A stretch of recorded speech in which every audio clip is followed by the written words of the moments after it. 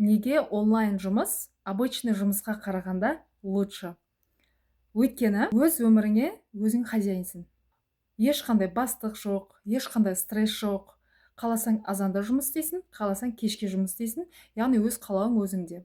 Балаларыңның қасында болған кезде балаларың қасында боласың, үйіңнің жұмысынан да үлгересің, одан бөлек жұмысыңа да үлгересің. Обычно жұмыста давление, график, барлығының уақыты бар. Если сен аяқ астынан ауырып қалатын жағдай болса, немесе үйіңдегі бір адам ауырып қалатын жағдай болса да, объяснение болу керек. Яғни өз уақытың, өз өмірің өзіңнің қолыңда емес.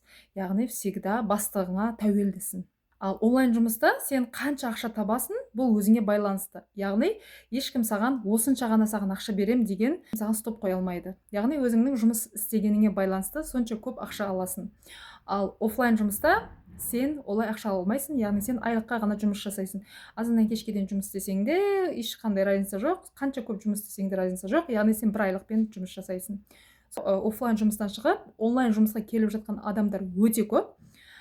Қазіргі кезде біздің компаниямыздың өзінде, Қазақстанның өзінде миллиондаған адамдар осы жерден байып, көптеген саяхаттарға барып, рахаттанып жүрген адамдар да өте көп. Адамдар неге онлайн жұмыстан қорқады? Өйткені олар жаңа нәрседен енді мүлдем байқап көрмегеннен кейін оларда қорқыныш болады, менің қолымнан келе ма, бұл өзі қандай жұмыс деген сияқты сондай қорқыныштар болады. Онлайн жұмысты түсінбейді, көп адам түсінбейді, и ол жерден ешқандай онлайн жұмыс жасап көрмеген бұрында, ақша бар ма жоқ па, оны яғни дым түсінбегендіктен, яғни ол платформаға дым түсінбегендіктен қорқыныш болады адамда. Бірақ ең қызығы, именно сол онлайн жұмыстан қорқатын, жасамай ой дейтін адамдардың 90%-ы кәдімгі бұрынғы өзінің жұмысында жасап, бірақ ешқашан өзінің өмірін өзгерте алмай, жағдайын жасай алмай, ешқандай саяхатқа да бармай, бұрынғы өмірі де дәл солай, қазірде ешқандай өзгеріс жоқ, дәл солай өмір сүріп жатқандар. Онлайн жұмыс бұл уақыт, еркіндік, яғни өз-өзіңе жұмыс жасайсың. Яғни өз-өзіңе инвестиция құясың.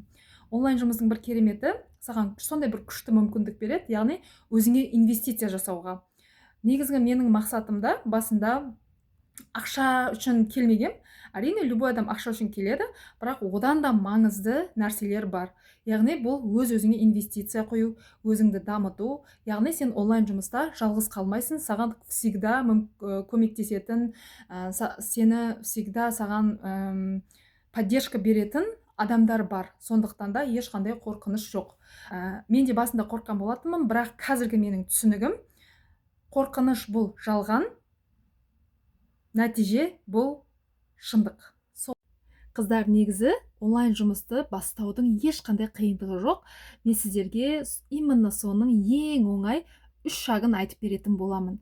Бұл бірінші шаг, бұл шешім қабылдау.